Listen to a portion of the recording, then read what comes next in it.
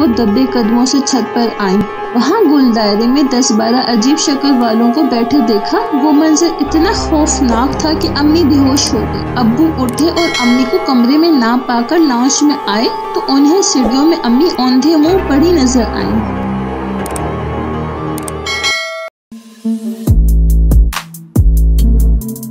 रात का खाना तैयार करके मैं फारिग हुई तो बावर्ची खाने से निकलते हुए मेरी नजर दीवार पर लगी घड़ी पर पड़ी। उफ, इतनी देर हो गई। मैंने जल्दी से सामने सोफे पर पड़ी चादर उठाकर ओढ़ी और घर की चाबी पर्स में डालकर घर से निकल गई।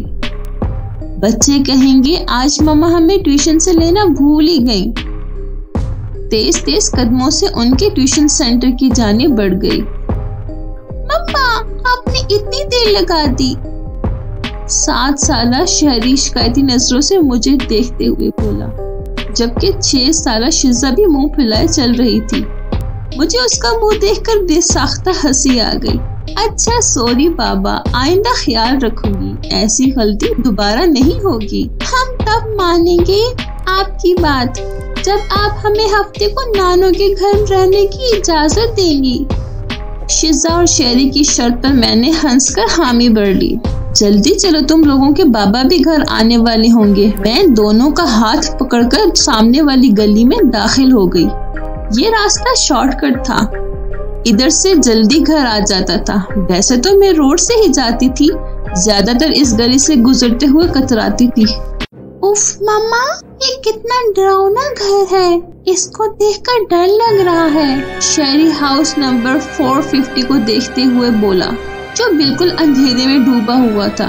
अजीब वहशत बरस रही थी। उसकी बात पर मैं दोनों बच्चों को लेकर जल्दी से आगे बढ़ गई। रात काम से फारिग होकर बिस्तर पर लेटी तो बेसाख्ता नजरों के सामने वो घर आ गया। उस घर से मेरा माजी जुड़ा हुआ था। मैं आहिस्ता आहिस्ता अपने बीते माजी को सोचने लगी। मेरा नाम इनाया है। हम 3 बहनें और 1 भाई हैं। मेरे बाबा बिजनेसमैन थे, जबकि अम्मा सादी सी घरेलू खातून थी। मैं 12वीं जमात में थी तो अब्बा ने अम्मा की ख्वाहिश पर बड़ा घर ले लिया, क्योंकि जिस घर में हम थे वो घर हमें काफी छोटा पड़ रहा था। जिस दिन बाबा ने नया घर लिया, हम सब बहन भाई बहुत खुश हुए। हम तीनों बहनों ने ऊपर वाले बेडरूम लिए, जबकि सुलेमान अम्मा अब्बा के साथ रहता था। हम तीनों बहनें चूंकि काफी डरपोक हैं, तो हम एक साथ एक बेडरूम में सोती थी। जिस दिन हम शिफ्ट हुए उस दिन काफी थकन हो गई थी। रात गए तक सामान वगैरह समेट कर फारिग हुए।